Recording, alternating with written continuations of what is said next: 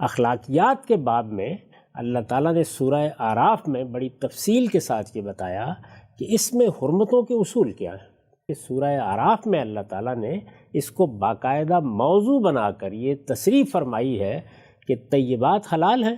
اس وجہ سے وہاں تو خبائث کی بحث ہر شخص جانتا ہے، لیکن اخلاقیات میں یہ صاف صاف واضح کر دیا ہے کہ میں نے صرف 5 چیزیں حرام کی.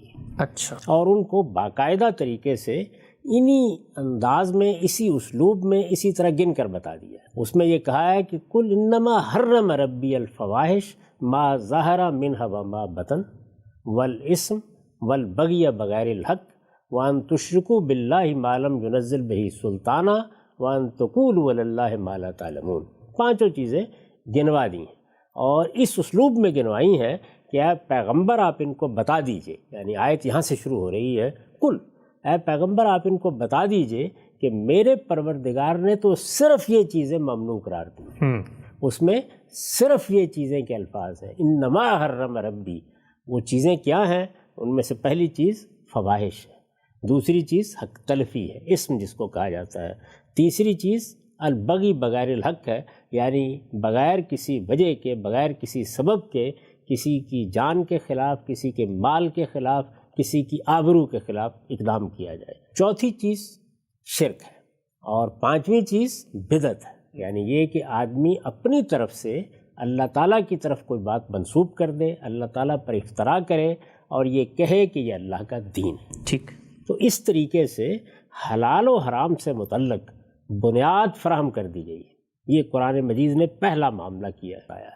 اب ظاہر ہے کہ جب وہ ایک مقام پر یہ بتا دیتا ہے کہ حلت و حرمت کی بنیادیں یہ ہیں، تو پھر جہاں کہیں کوئی دوسری چیز زیر بحث آئے گی اسی معیار پر اور اسی اصول پر دیکھی جائے گی. اچھا. یعنی یہ پہلی بات. اب اس بنیادی بات کے واضح ہو جانے کے بعد جہاں کہیں بھی کوئی حرمت بیان ہوگی، جہاں کہیں بھی کسی چیز سے کو ممنوع قرار دیا جائے گا، جہاں کسی چیز سے روکا جائے گا، وہاں انہی بنیادی چیزوں کو سامنے رکھ کر ہم ان کو سمجھنے کی صحیح کریں. یہ تو قرآن مجید کی ہدایت کا لازمی تقاضا ہے. اس سے مختلف کوئی طریقہ اختیار نہیں کیا جا سکتا. قرآن مجید نے جب ایک چیز کو اصول کے طور پر واضح کر دیا ہے تو اس کے بعد میں یا آپ اس سے انحراف نہیں کر سکتے. کہ ایک مقام پر اللہ تعالیٰ نے حرمت حلت کے اصول بیان کر دی. جی. یہ بتا دیا کہ حلت و حرمت اگر کہیں کھانے پینے کی چیزوں میں ہوگی تو اصول کیا ہے؟ طیبات حلال ہیں اور خبائث ممنوع. اسی طریقے سے تمام اخلاقی حرمتوں کے بارے میں یہ بتا دیا کہ وہ یہ 5 چیزیں ہو سکتی ہیں. ٹھیک. یہ گویا اصول ہیں حرمت کے. اب ان اصولوں کے برخلاف کوئی چیز سامنے آنی چاہیے. یعنی ہم جب قرآن مجید کو پڑھیں اور اس میں کسی مقام کے اوپر واضح طریقے پر، جیسے کہ قرآن میں یہ لکھا ہوا ہے کہ تمہارے لیے مردار حرام ہے، یا جس طرح لکھا ہوا ہے کہ خنزیر حرام ہے، یا جس طریقے سے لکھا ہوا ہے کہ دم مسفوح حرام ہے، یا جیسے میں نے دوسری مثالیں دیں، اس طرح کیا موسیقی اور غنا کے بارے میں بھی کہیں کچھ لکھا ہوا ہے؟ یعنی الفاظ میں، لفظوں کے میں آ گیا ہو یہ بات. یعنی یہ کہا گیا ہو کہ یہ ممنوع ہے، یہ کہا گیا ہو کہ یہ حرام ہے، یہ کہا گیا ہو کہ اس کے قریب مت جانا. زنا کے بارے میں یہی اسلوب اختیار کیا نا. جی. لا تقربوا الزنا. تو پہلی چیز تو یہ ہے کہ جس وقت آپ حرمت اور حلت کا فتویٰ دیتے ہیں کسی چیز کے بارے میں تو اس کو اس صراحت سے بیان ہونا چاہیے. یہ بہت اہم. جب اللہ کی کتاب ایک مقام پر حلت و حرمت کے اصول بیان کر دے تو اس کا کوئی دوسرا بیان اس کے منافی نہیں ہونا چاہیے. اس کا باہمی ربط واضح کرنا یہ پھر ہر عالم کا کام ہے. اور دوسری چیز یہ کہ یہ سوال اس وقت پیدا ہوگا جب کسی چیز کو براہ راست علی الاطلاق اسی طرح بیان کیا جائے گا جیسے میں نے مثالیں دی. یعنی حرمت علیکم المیتہ، یا شراب کے بارے میں کہا رجس من عمل الشیطان فاجتنبوہ، یا اسی طریقے سے عورتوں کے بارے میں ایک پوری فہرست بیان کر دی کہ یہ رشتے تمہارے لیے ممنوع قرار دیے گئے. کیا قرآن مجید نے اس طرح کا اسلوب کہیں اختیار کیا ہے؟ آخر اللہ کی کتاب ہے نا. کہ جن آیات سے استدلال کیا جاتا ہے وہ بالواسطہ استدلال ہے، انڈائریکٹ. اس بالواسطہ استدلال کی حقیقت میں آگے جا کے بیان کروں گا اپنے موقع پر. اور پھر آپ اس طرح کے بالواسطہ استدلالات کے نتیجے میں اپنی ایک فقہ بناتے چلے جاتے ہیں. اور اخلاقیات کے بارے میں یہ بیان کر دیا کہ یہ 5 ہی چیزیں جو ممنوع قرار دی گئی ہیں. آپ ان 5 چیزوں پر غور کریں. وہ 5 چیزیں اصول ہیں یعنی ظاہر ہے جب کہا جائے گا حق تلفی ممنوع ہے تو حق تلفی کی 10 صورتیں دنیا میں موجود ہوں گی، ٹھیک، اور اس میں انسان پر اعتماد کیا گیا ہے کہ وہ یہ جانتا ہے کہ حق تلفی کیا ہوتی ہے، اچھا، اس کو معلوم ہے کہ جان مال آبرو کے خلاف زیادتی کسے کہتے ہیں، وہ جانتا ہے کہ شرک کیا ہے، اور پھر شرک کی جگہ جگہ وضاحت کر دی ہے اور اس کے بارے میں بتا دیا ہے کہ ان الشرک لظلم عظیم۔ یہ ساری جتنی چیزیں ہیں ان کو سامنے رکھ کر اب آپ یہ بتائیں گے کہ فلاں جگہ پر فلاں حرمت بیان ہوئی ہے اور اس کا باہمی ربط یہ ہے، تاہم اگر وہ اس طریقے سے بیان ہوئی ہو جس طرح کہ میں نے بعض حرمتوں کی مثال دی ہے، تو پھر آپ کا یہ مطالبہ صحیح ہوگا کہ اللہ نے ایک مقام پر ایک بات بیان کر دی ہے، ہم امتثال امر میں اس سے اجتناب کریں گے، لوگوں کو بھی کہیں گے کہ یہ حرام ہے، اس کے بعد اس کا باہمی ربط سمجھتے رہیں گے۔ یہاں دونوں ہی باتیں موجود نہیں، یعنی باہمی ربط کا سوال ہی پیدا نہیں ہوتا، اس لیے کہ اللہ تعالیٰ نے کہیں براہ راست اس کو بیان ہی نہیں کیا، ٹھیک، کسی جگہ بھی بیان نہیں کیا، اور جب بیان ہی نہیں کیا ہے تو اس کے بعد ربط کہاں تلاش کرنا ہے؟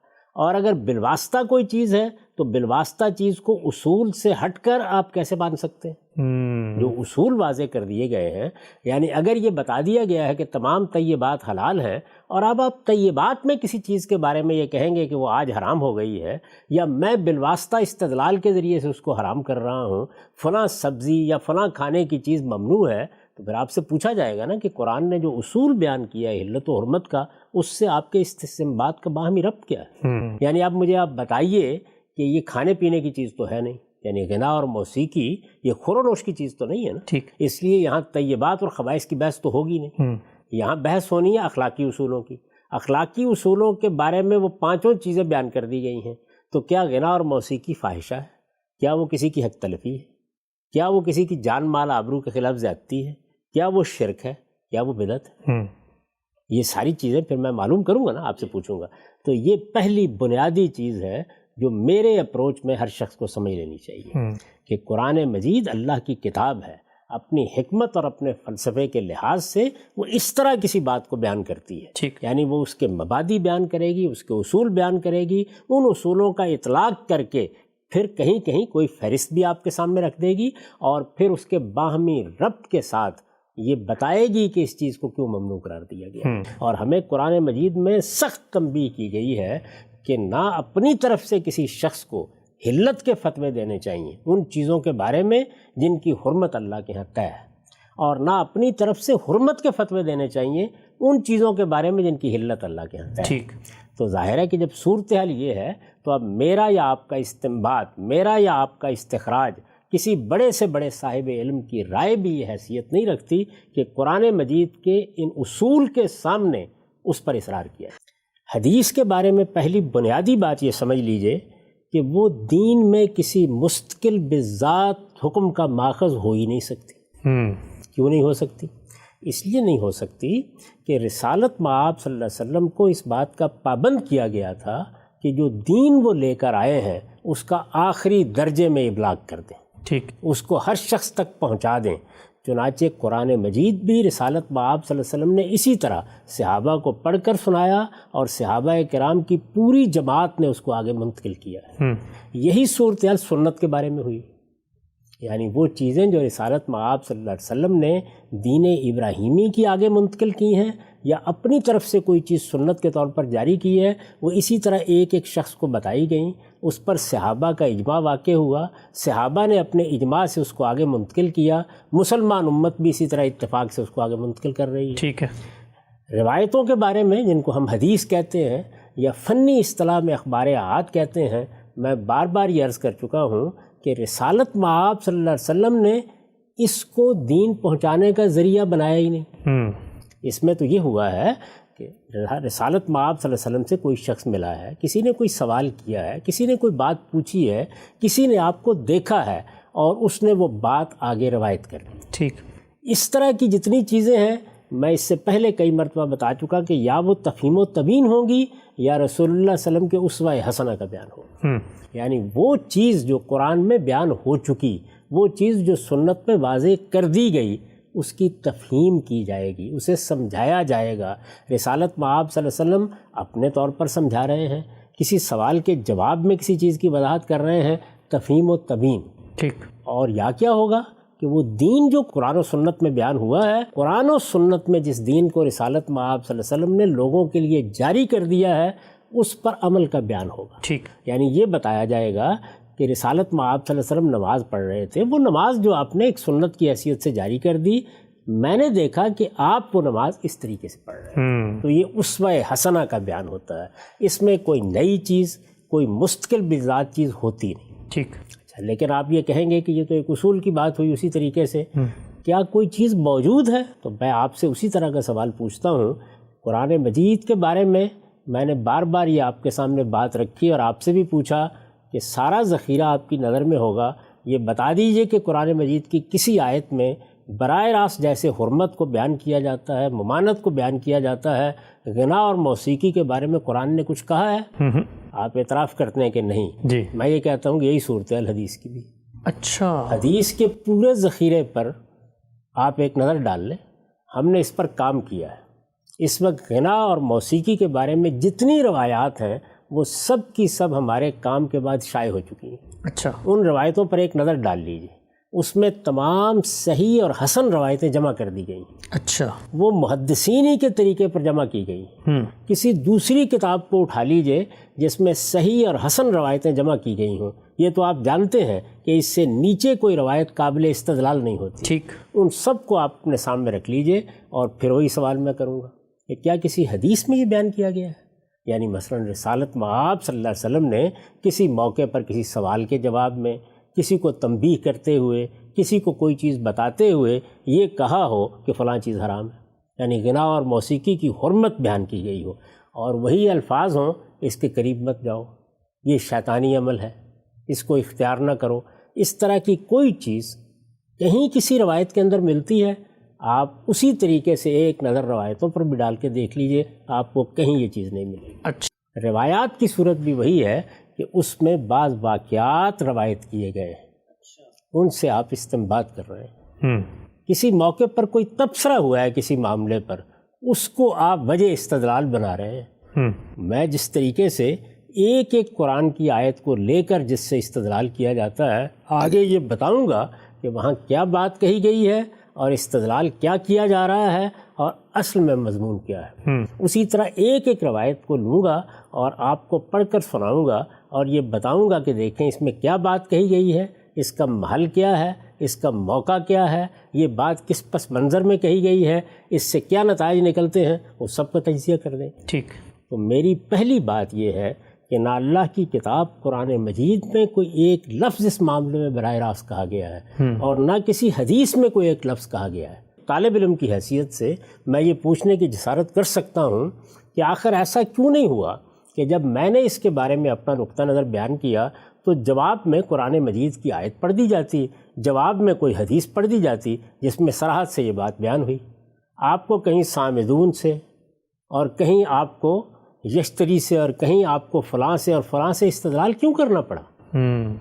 لیکن اللہ تعالیٰ کا یہ طریقہ نہیں ہے کہ وہ ایک چیز کو ممنوع قرار دینا چاہتے ہیں، اس سے روک دینا چاہتے ہیں۔ دو ہی صورتیں ہوں گی، یا اس کو بالکل براہ راست بیان کریں گے اور یا جو اصول وہ بیان کریں گے اس کا اس پر اطلاق ہوگا۔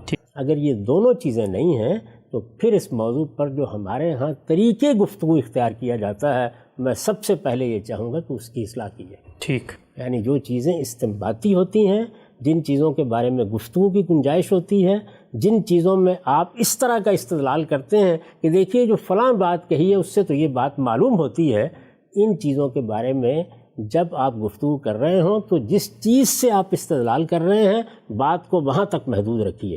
اس سے آگے بڑھ کر اس طرح کے بیانات دینا کہ فلاں چیز ممنوع ہو گئی اور فلاں چیز حرام ہو گئی اور فلاں چیز کے قریب مت جاؤ، یہ اپنی طرف سے دین بنانا ہے، میں اس کی جسارت نہیں کر سکتا۔ کہ وہ استدلال جو بالواسطہ استدلال ہوتا ہے، پہلے سمجھنا چاہیے کہ وہ چیز کیا ہوتی ہے۔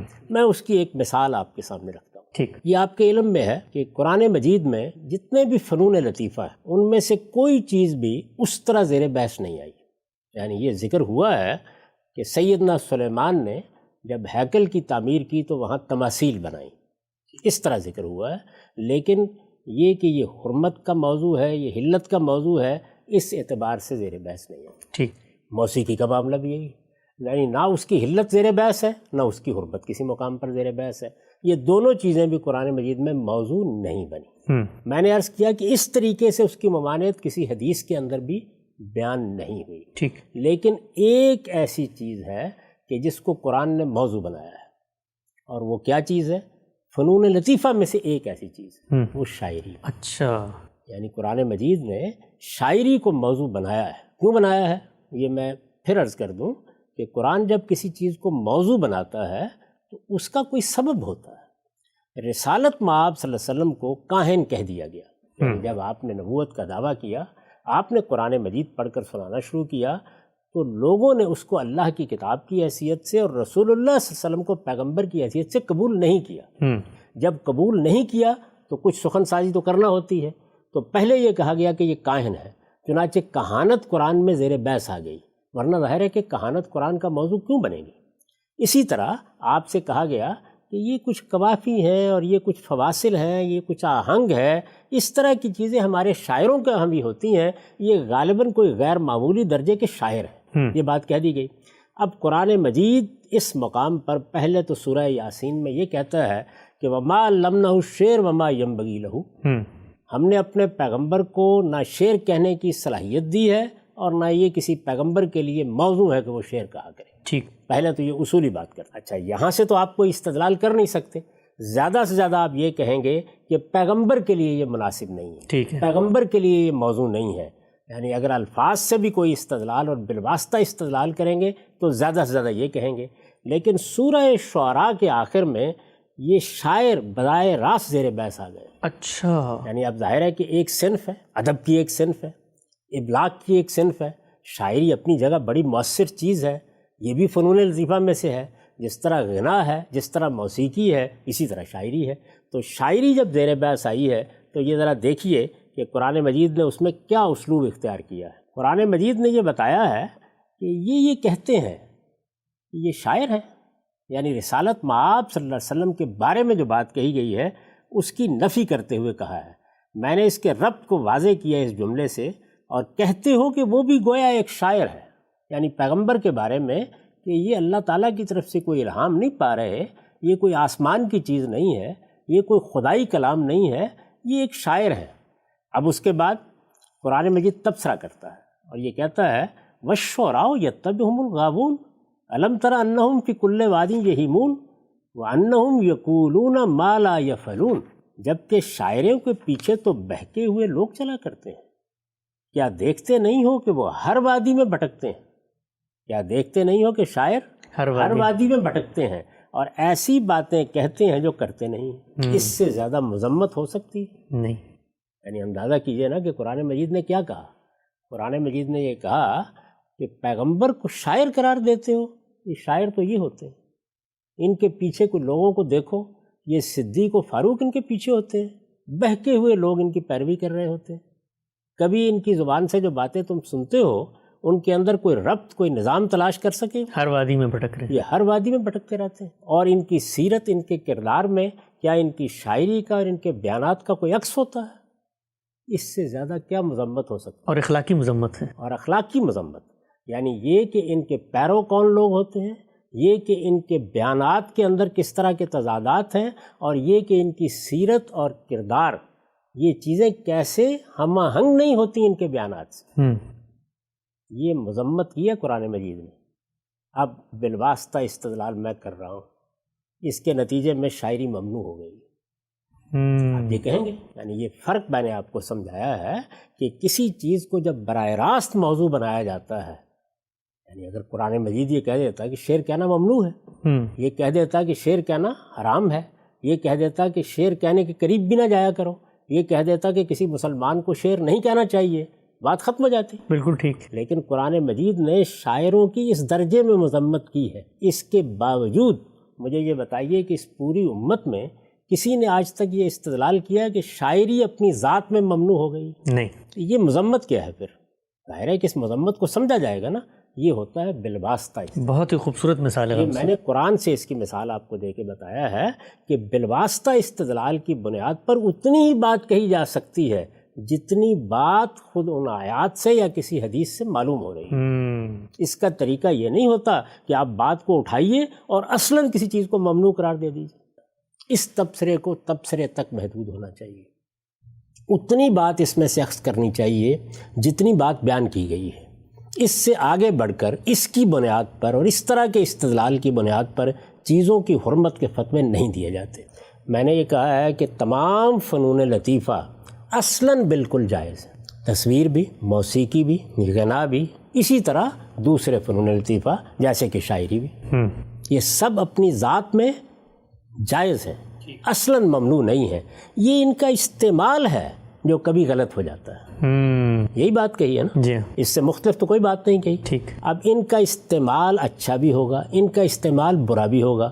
جیسے شعر حسان بن ثابت بھی کہتے ہیں، شعر امام شافعی بھی کہتے ہیں، شعر اقبال بھی کہتے ہیں، اور شعر وہ بھی ہوتے ہیں کہ جن کو آپ کسی اچھی مجلس میں بیان بھی نہیں کر سکتے۔ تو کہ رسول اللہ جمعے کے خطبے کے لیے کھڑے ہوئے، صحابہ کرام میں سے بعض لوگ تجارت کے لیے چلے گئے، کیونکہ جائز چیز ہے، بالکل جائز چیز، بلکہ قرآن کہتا ہے جمعے کے بعد جاؤ، بلکہ قرآن مجید کہتا ہے کہ تجارت کرو، اللہ کا وطن تلاش کرو۔ لیکن جس وقت وہ چلے گئے تو قرآن مجید نے اس موقع کے اوپر تنبیہ کی اور شدید تنبیہ کی، اور وہ سورہ جمعہ میں موجود ہے۔ سورہ جمعہ میں اس کو باقاعدہ موضوع بنایا ہے۔ تو اس سے کیا یہ استدلال کیا جا سکتا ہے کہ اب تجارت ممنوع ہو گئی ہے؟